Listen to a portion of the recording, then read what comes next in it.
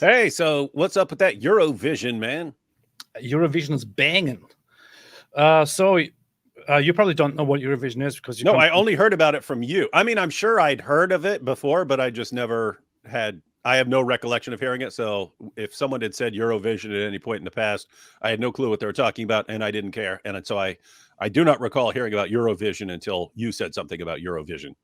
Oh yeah, Eurovision is for those uncivilized Americans who are not familiar with European things. So in Europe, there is a music contest that takes place every year. It has been going on for like 70 years or so, which is like it kind of brings European people together. Some people care less about it than others, but it's a music contest where different countries take part, and then the winner is decided by popular vote and by jury votes. And this Eurovision 2024 was especially controversial and got the world's attention because Israel is participating with a song that is Hey, was that your girl? Was that your girl being arrested up above that? yes, Greta Thunberg was arrested earlier today. Oh, I'm gonna cry for hours. She was also outside. I'm not entirely sure what happened actually, but she was at the Eurovision protesting outside because Israel is participating, and they were like, "Oh no, Israel should not participate. Israel should get out of the Eurovision." And Hey, quick question. Discussions of like the war aside, why is Israel in Eurovision? Like, what are the actual borders of the contest? Because it's obviously not just like Europe proper. yeah, so I think they decided at some point that participating countries was first only restricted to the European continent, but then they started expanding countries that are part of European culture, which goes outside of Europe. Australia also started participating, but they also opened up participation invitations for other countries that are neighboring Europe. Of course, people are now complaining about Israel. Israel is not European. Why are they? So is that like are they But, like northern African countries in there or?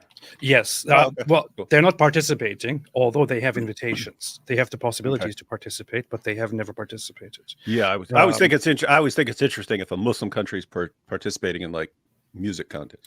Yeah, I think that's why actually these countries have never really heeded the invitations. Actually, so I'm finding out right now that Morocco, for example, did participate at some point. Interesting. 2008, they did. No, 1980. 1980, they did participate, or appeared once. Other countries were here. Turkey has been protesting the Eurovision for 10 years now. Because they're like, we don't win because it's biased, because political. Honestly, I usually think that Turkey is very stupid, but on this one, they are actually right. Because there is a professional jury vote that just messes everything up and totally derails it. That's also what happened today, by the way. So Israel was very controversial. Here are the final results. You can see here on the final results that Israel came in 5th by total vote, which is very interesting. But the thing is, before the total vote, only by jury votes, they came in like 12th or something because the juries were hesitant to vote for Israel. But What's the jury, like judges, like a panel of judges or something? They're judges by country. Every participating country has judges, like a jury that do supposedly professional jury voting, but they're obviously politically biased, and there was like a very clear bias against Israel. But you can see here. Okay, so you're saying that you have this jury. So these are like people who are selected to decide and vote. But then you have the audience, just people who are watching. They get to vote as well. And you're saying that the audience voted one way, and that the jury voted a different way. And that it's clear that there's, but you know what that just reminded me of, like Rotten Tomatoes, when you'll see a movie that's like 98% approved by critics and like 30% approved by people who watch Precisely. it, and it's clearly like there's something else going on.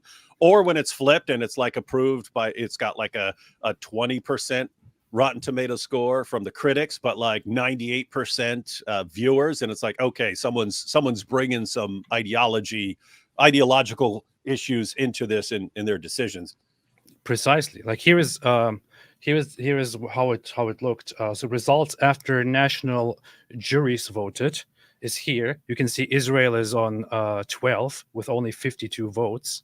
And keep in mind, 12th still looks good, but if you look at the number of actual votes, there's a massive difference between like 52 and like 365 or 200 or 210, stuff like that. And then what's amazing is like the jury votes are over. Israel is very low, and then it comes to okay, now we are going to get to the popular vote, to the audience votes, and then suddenly Israel receives a boost of like 323 points, comes number 2 by audience votes, and is then catapulted to the top for a moment, and eventually reaches number 5.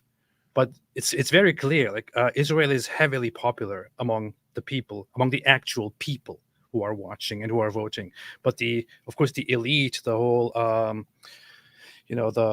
those who pretend to be leading the culture and all that, the voter, the jury, and some of the artists, those in charge of the media and all that, they wanted to vote lower.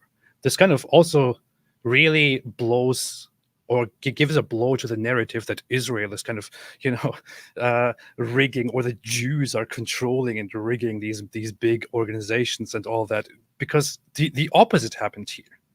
The professional juries voted Israel very low, while the popular actual people voted Israel very high. The people who can be bought and sold and pressured and bribed, they voted against Israel, which means that whoever's pulling the strings is not pulling the strings in favor of Israel. Whereas average viewers who are sitting at home, they're not being paid by anyone. They're saying, Israel. Yes, it reminds me of like when people in the U.S. were you brought up polls showing what people in the U.S. think about Israel, and the most people support Israel. Whereas if you just paid attention to the news and the protests and so on, you'd think that the entire world just hates them and condemns them. And if you just paid attention, you would think like 90% of the world's population hates and wants to see Israel wiped out and so on. And it's just not like that. But this is just a very clear demonstration of how social media and the stuff that you see of people hating Israel and all that is not a real representation of how the average people actually think and feel. Yeah, good comment there. Oh yeah, if Hamas were given control over Eurovision 2024, they would massacre the singers, organizers, and the audience. That's true. That's what they do.